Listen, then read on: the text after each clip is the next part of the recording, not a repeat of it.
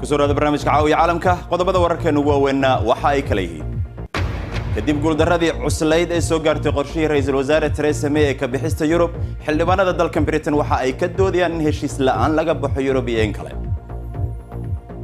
warbixin dheeraad ayaanu idinkaga haynaa qallaasaha siyaasadeed ee ka dhashay hindisaha ka bixista midowga Yurub ee Britain warar kale caawana waxa ka mid ah dalka Venezuela korontada iyo biyaha ayaa ka go'an iyadoo maxkamadda sarena laga dalbaday inay baaris ku sameyso hogaamiyaha mucaaradka ee lagu eedeeyay inuu ka dambeeyo dalka Burkina Faso kumanaan qof ayaa guryahooda ka cararay kadib markii ay weeraro ku ekeeyeen kooxo xag jira korontada iyo Afrikana waxaanu eegi doonaa siyaabaha kala duwan ee tamar dhaxalgal ah looga dhalin karo qaaradda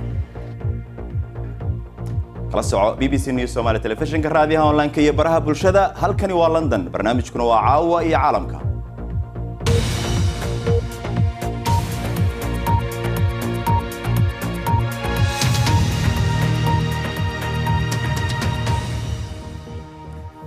habeenogsan daawadayaal waaniga maxamed cabdi xaraar idin la socodsiinaya barnaamijka caawa aan ku bilaabe baarlamaanka dalkan UK ayaa ka doodaya codayn muhiima oo lagu go'aaminayo in dalkan uu isaga baxo midowga Yurub iyada oo aan wax heshiis ah la gaarin qallaasaha siyaasadeed ee Britain ayaa sii xoogaystay kadib markii ra'iisul wasaare Theresa May qorshaheedii ay ku doonaysay in looga baxo midowga Yurub ay si weyn u diideen markii labaad xubnaha baarlamaanka laakiin waxa wali maanta ay ku adkaysanaysaa in heshiiskeeda uu ahaa mid aad u wanaagsan waxaanay tiri waxaan rabaa in aan uga baxno midowga Yurub heshiis wanaagsan waxaana aaminsanahay in aan haysano heshiis wanaagsan heshiis la'aan waxa uu ka wanaagsan yahay heshiis xun laakiin heshiiskeedan oo guul daraystay waxa looga guuleystay 149 cad taas oo ay micnaheedu tahay in xildhibaanadu wajahayaan inay kala doortaan in midowga Yurub laga baxo heshiis la'aan iyo in kale haddii taa la ansixiyo UK waxa ay ka baxaysaa midowga Yurub 29ka bisha Maarso iyadoo aan waxba lagu heshiin laakiin waxa si weyn loo aaminsan yahay in heshiis la'aan in midowga Yurub laga baxo aan wanaagsaneyn taas oo macnaheedu ay tahay in haddana berri oo Khamiisa codayn kale la sameyn doono si loo go'aamiyo in UK ay ka dalbato midowga Yurub in dib loo dhigo qorshaha Brexit laakiin ma kala cadda sida ay midowga Yurub uga jawaabi doonaan ninka ugu sareeya wada xaajoodka xagga midowga Yurub Michael Perner oo arintaasi ka digayana waxa uu yiri halista buu yiri heshiis la'aan waxa ay noqon kartaa meeshii ugu xumeed ayay taagantahay uu yiri hadalkiisa isaga oo sii watana waxa uu yiri waxa aan soo jeedinayaa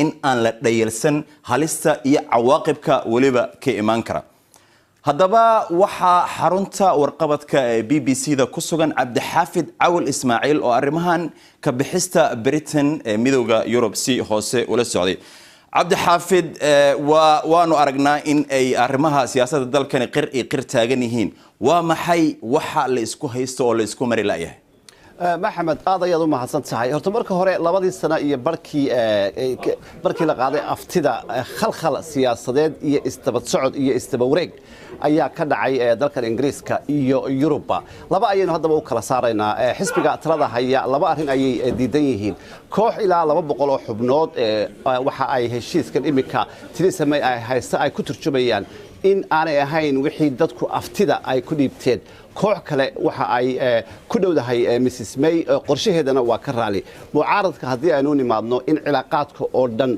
aan la goyn Yurub ay rabaan sida in la lagu sii jiro suuqa xorta ah oo aan ka bixin iyo xeerarka ay iskaga midka yihiin ee ay wadaagaan oo uu ka mid yahay sida xeerka shaqaaluhu marka heshiiska imika yaala waxa uu u muuqdaa inay noqonayso in qaybna laga sii ahaado Yurub qaybna laga baxo takaleeyaduna caqabada weyn ah waxa weeyaan maxamedow soohdinta waqooyiga Ireland iyo jamhuuriyadda Ireland oo ah qodob aad la isku hayo وقرت عبد حافظ وحن أجنها إن شلي أي رئيس الوزراء هو دنينيس إن هالشيء لوجا بحو يوروب ولا جديدة ما أنتوا حل جدوا إن هالشيء الآن يوروب لوجا بحو هدي أي تاس نعضو ما حد عيه haddii ay noqoto in heshiis la'aan laga baxo 29ka bishan March waa in laga baxaa maxaa dhici kara in ay dalbato Mrs May in waqtiga loo dheereeyo Yurub waxay waqtiga dheereyn kartaa ilaa iyo bisha May laakiin waa laga dayrinaya oo uma badna waxa ku soo food leh doorashooyin ayaa ku soo food leh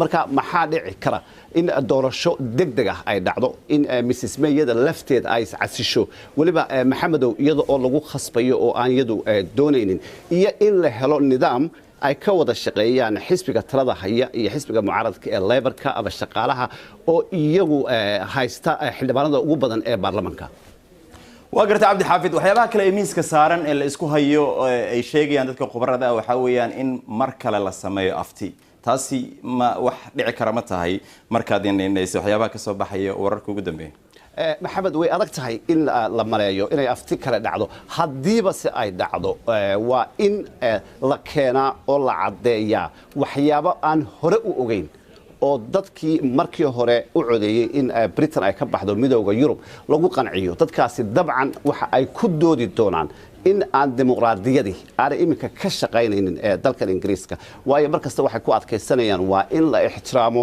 dadkii u codeeyay in Britain ay ka baxdo midowga Yurub yaani tiro yarba ha ku badnaadaan laakiin taas waa mid ay adag tahay in laga gudbo hadii ay dhacdo mar kale waxay iyaduna noqon doontaa markii ugu horeysay Maxamed afti la qaaday oo loo codeeyay dib looga noqday waa gartay hadii aan u gudubno dhanka Yurub halkay ka taagan tahay arrimahan khallaasaha ee taagan Yurub waxa ay leedahay wax kasta oo aanu qaban kareynay waanu qabanay halka kama gudbi karno Ingiriisku ha isku noqdo talo ay ku midaysan yihiin hala yimaadaan وقرت عبد الحافظ عاول إسماعيل آد أياد ومهسنتهاي كاسنا وحوها عبد الحافظ عاول إسماعيل أو جوجي حرنتا ورقبت BBC ذو إنه رمي وحيابي وقدم بي كذا شيء خلاصها سياسة كذا شيء هندسيه بريكزت بلا مركان هدي أنه إنه ورك على كجرا مانتا dhisme 3 dabaq ah oo dugsi hoose aha ayaa ku burburay aag ay dadku aad ugu badan yihiin magaalada Lagos ee caasimadda Nigeria sarkaal kuwa badbaadada ah ayaa BBC-da u sheegay in 8 arday ah ay ku dhinteen halkaas 40 la badbaadiyay ilaa hadda iskuulka oo ku yaala dabaqa sare ayaa waxa ku jiray in ka badan 100 arday ah waxaana laga cabsi qabaa in qaar badan ay ku go'doonsan yihiin hay-adda sharciyeysa duulimaadyada Mareykanka ayaa iska fogeysay go'aanka ay dalal badan ku gaareen inay dhulka dhigaan diyaaradda Boeing 737 Max kadib shilkii Ethiopian Airlines ee dhimashada badan sababay hay-addan oo magaceeda loo soo gaabiyo FAA ayaa sheegtay in dib u eegis ay sameysay aanan ilaa iyo hadda aanay muujinayn in amarka diyaaraddan lagu joojiyay aanu wax sala lahayn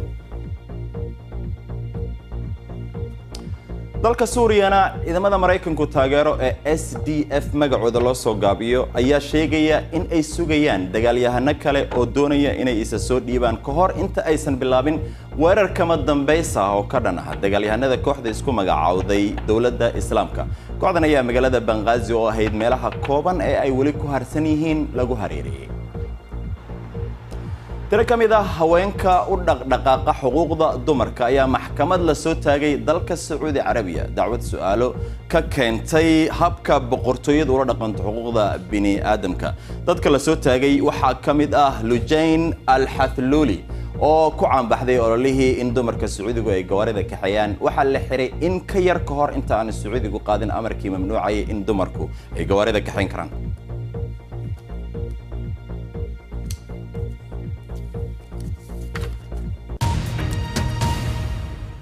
dalka Venezuela waxa ka taagan koronto iyo biyo la'aan iyada oo maxkamadda sare laga codsaday inay baaritaan ku sameeyaan madaxa mucaaradka inuu ku lug lahaa xaalad abuurkan la xiriira biyaha iyo korontada Cabdixaafid Caawil Ismaaciil ayaa eegaya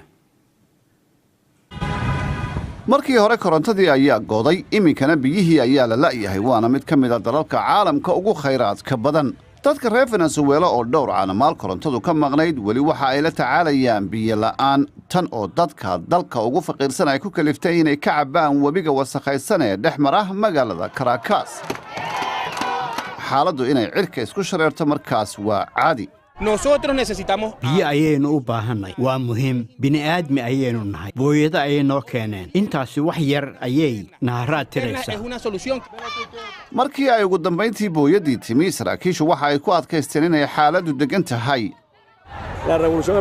kacaanku ballantii uu qaaday dadka uu ka soo baxay mawduuca biyola'aanta waxaa keenay korontada maqan oo mucaaradku ay ka dambeeyaan. margarita iyo osmel way ka warqabaan xaaladda ka sii daraysa ee venezuela.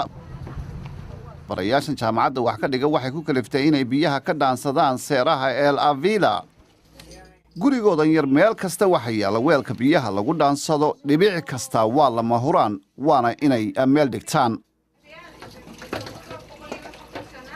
qoyskan afarta ahi dhowr maalmood dharkooda ma ay dhiqin. markaas xilliga yar ee ay biyuhu soo dhacaan waa inay ka faa'iidaystaan.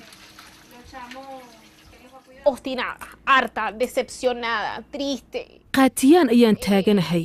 daal iyo cadho ayaa isugu kaybiiray markii korontadii go'day khamiistii. waan ka yaxyaxay.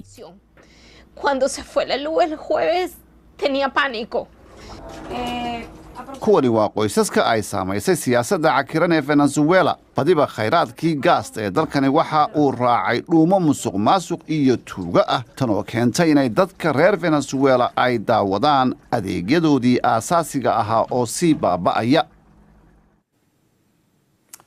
wagaag mar walba waxaad nagala socon kartaan BBC Somali Facebook. fadlan raadi BBC News Somali halkaas oo aad ka heli doonto muuqaallo, falanqeyn dheeraad ah iyo wararka ugu waaweyn. si aad u hesho wararkii ugu dambeeyay ee Soomaaliya iyo caalamkana nagala soco BBC Somali Twitter iyo Instagram. wali waxaa inoo soo socda oo aad qaybaha dambe ee barnaamijka ku daawan doontaan waa korontada iyo Afrika. waxaanu eegi doonaa siyaabaha kala duwan ee tamarta dhaxalgal ama tamar dhaxalgal ah looga dhalin karo qaaradda. qadar yar oo nasashaha dabadeed.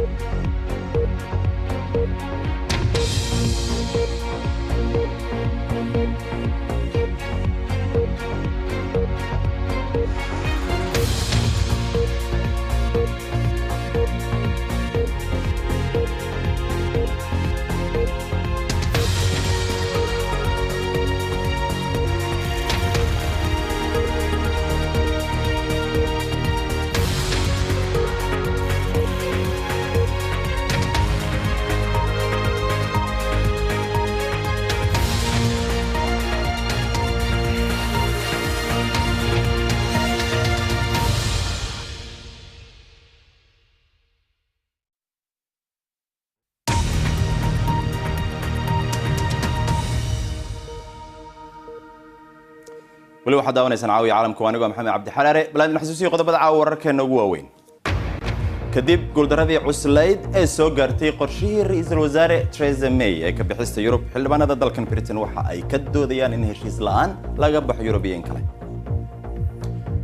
dalka Venezuela korontada iyo biyaha ayaa ka go'an iyadoo maxkamadda sare laga dalbaday inay baaris ku samayso hogaamiyaha mucaaradka oo lagu eedeeyay inuu ka dambeeyo. deegaanka saxaraha ee ka hooseeya saaxil dadka 300 oo milyan gaaraya ee ku nool waxa ay guud ahaan muddo sanado ah la tacaalayeen ammaan darro. laakiin dalka Burkina Faso dhawaanahan mooyee horaantii wax dhibaatooyin ah oo waaweyn kama aanay jirin. 2017 ilaa 33 weerar ayaa la diiwaan galiyay dalkan. iminkana sanad gudihii kooxaha islaamiyiinta ah weeraradii ay ku soo qaadeen waxa ay kordheen in ka badan 4 laab. kumanaan qof ayaa ku barakacay dalka gudihiisa oo ka cabsanaya xataa in caruurteeda ay dugsiyada geeyaan. Soyba Badqas ayaa ka waramaysa. iskuul aanay caruur joogin, kuraasta iyo miisaska ayaa dhinac lagu raseeyay iyadoo aanan waxba lagu daboolin. laakiin waxa muuqda waa xusuus iyo bus. Samuel Sawadogo waa maamulaha. waxa uu ka walwal qabaa in maleeshiyaadku bartilmaameedsadaan iskuulka ayaga oo u malaynaya in uu reer galbeedka la jiro. dugsiyo badan ayaa la gubay, macallimiin ayaa la weeraray, qaarna waa la dilay. dhulkan fidsan ee xadka Maali iyo Niger ku yaal ayaa waxa ka howlgala kooxo xiriir la leh Al-Qaacida iyo ururka dawladda Islaamka ee ku sugan dhulka ballaaran ee Saxaraha. xeradan ku meel gaarka ah ayaa bil gudaheed waxa soo gaaray 2,000 oo qof. inta badan waa haween iyo caruur. ninkan oo raba in la qariyo ayaa sheegaya in dadka soo weeraray ay ahaayeen jaarkiisa ayna doonayeen in ay la wareegaan dhulkiisa. waanu baxsanay sababtoo ah ilaa hadda dadkaasi waxa ay haystaan midiyo. hadda si aada ayay u hubaysan yihiin, ma garanayo halka ay ka heleen hubkaasi. dawladduna kooxaha islaamiyiinta isa soo taraya waxa ay rabaan in looga hortago qaab iskaashi goboleed ah iyadoo laga jawaabayo nabadgelyo xumada isa soo taraysa iyo guud ahaan dawladda oo kaalinteedii gabtay.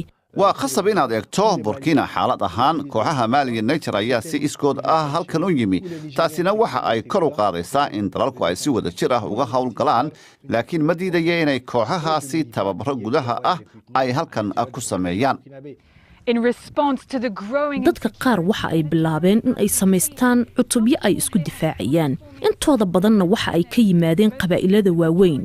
waxa ay bilaabeen in ay weeraraan tuulooyinka oo ay gubaan guryaha sababtoo ah waxa ay aaminsan yihiin in dadka halkaas degan ay xiriir la leeyihiin kooxaha hubaysan xitaa iyagoon caddayn u hayn.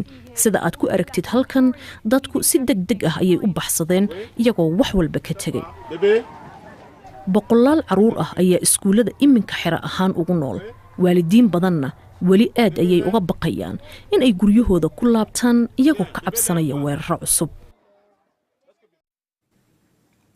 وهاجاك هدي أن إجنو كرنتدا إيو أفريكانا وحنو إيجي دونا سيابها كلا دوان تمر حلقة لوجا دالينكرو قارة أفريقيا وعن وربحنتن كسابسن تمرتا إنو هيا محمد آدن سالمين إن لا ugaarsadada wiisha madow ee naadirka ah ma ahayn mid fududa.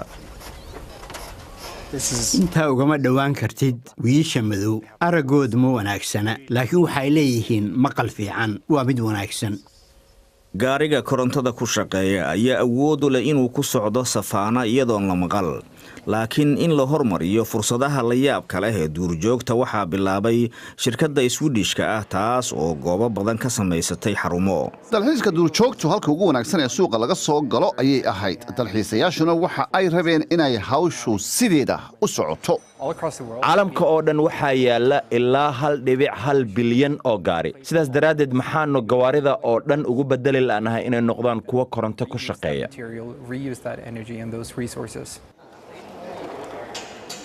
waa fududahay mar 2 iyo 3, laakiin kuwaasi waa qiimo aad u weyn in loo bedelo gaadiidka mataatuuga ee minibaska ee koronto ahaan inuu ku shaqeeyo.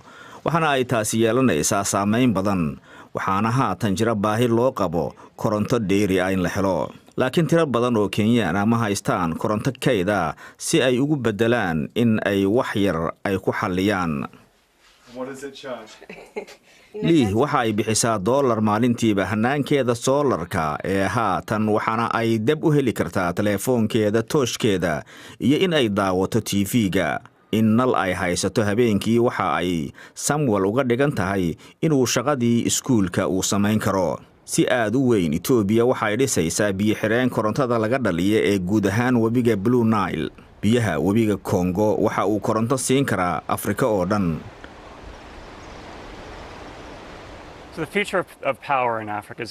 mustaqbalka Afrika dhalinta xooga korontadu waxa uu yahay mid isku dhex jira. marka waxaad arki doontaa dad isticmaalaya habkan electriga ay ku xidhan iyaguna webiyada laga dhalinaya biyaha iyo dhaamamka. laakiinse waxaynu arkaynaa in maalgelinta Shiinuhu ay tahay mid ay rabaan in Afrika ku boobaan.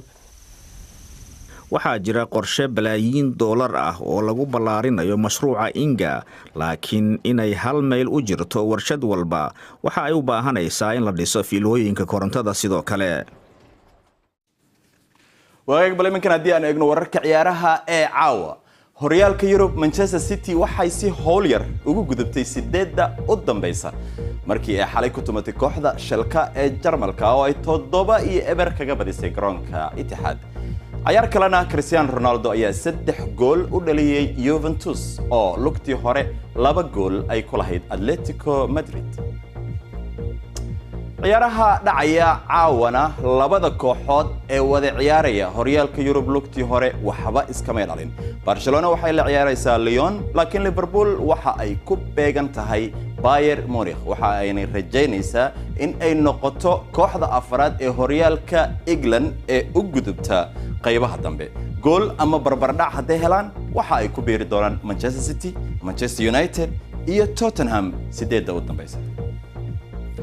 Tiger Woods ayaa sheegay in uu ka qayb gali doono ciyaarta golfta ee Augusta Masters bisha Abriil inkasta uu horay ciyaarihii ugu dambeeyay ka haray toddobaadkan qoorta oo xanuunaysay awgeed.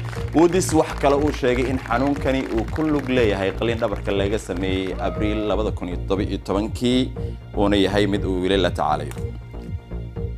ciyaaraha tenniskana Rafael Nadal ayaa la ciyaari doona Serbia Filip Krajinovic iyadoo Roger Federerna uu wajihi doono Kyle Edmund wareegii afraad ee koobka Indian Wells maanta. Xidiga lambarka koobaad ku jira tenniska Novak Djokovic ayaa ka maqnaan doona tartanka. Ninkan Serbianka oo haatan haysta 3 kamida 4 tartan ugu weyn uu maqnaan doona. shirkadda caanaha ee Arla Foods ayaa sheegtay in marka la gaaro sanadka 2050 in wax soo saarka caanaha iyo daabulistoodaba aanay ka dhalan doonin wax kaarboon ama qiiq ah. shirkaddan Arla Foods iyo shirkadaha kale ee soo saara hilibka ayaa culays lagu saaray in ay yareeyaan qaaca ka baxa warshadahooda. Qaali Baruud ayaa eegaya. si ay caano u soo saaraan warshadaha caanuhu waxay sii daayaan wasakh kululaysa hawada waxayna qayb ka yihiin isbeddelka cimilada. dheefshiidka lo'du waxa uu sii daayaa methane waa neef halis ah. waxaa sidoo kale jira kaarban ka dhasha warshadaynta iyo gaadiidka suuq geeya caanaha. laakiin hadda waxaa muuqata saansaan wax lagaga qabanaya dhibaatadan. dadka u ololeeya deegaanka ayaa muddo dheer dhaleecaynaya raadka warshadaha caanuhu ay ku leeyihiin kordhinta isbeddelka cimilada. laakiin hadda shirkadda caanaha ee ugu weyn Yurub ayaa isxilqaamaysa. waa hawl laga soo bilaabayo xerada lo'da.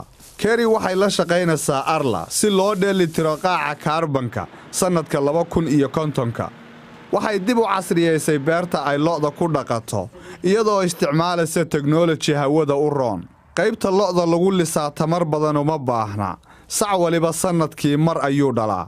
waa bartilmaameed himilo oo weyn, laakiin haddii qof kastaa ka qayb galo, UK waxa ku nool 2,000 oo beeraley ah oo ka tirsan Arla.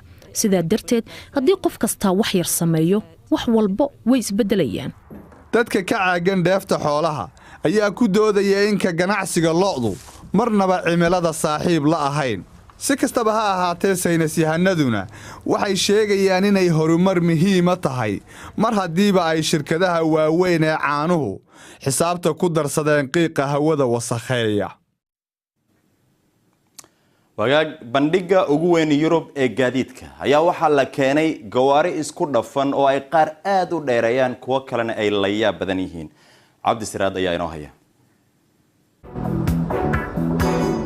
ka waran gaadhigan kala jiidan een cidi wadin ee kuwa ayaha dambe ah. waa kan Renault EZ oo kaba dambaysi. wuxuu ka mid yahay gawaadhida cajaa'ibka ee sanadkan la keenay macradka gaadiidka ee Geneva. gawaadhida korontada een cidi wadin ayaa u badnaa kuwa la keenay. gaadhigan Citroen AMI Co waxaa lagu tilmaamay mid magaalooyinka u fiican oo xawliga ugu badan oo ku socon kara uu yahay 45 kilomitir saacaddii. waddamada qaarkood waxaad ku wadan kartaa adigoon liisan haysan.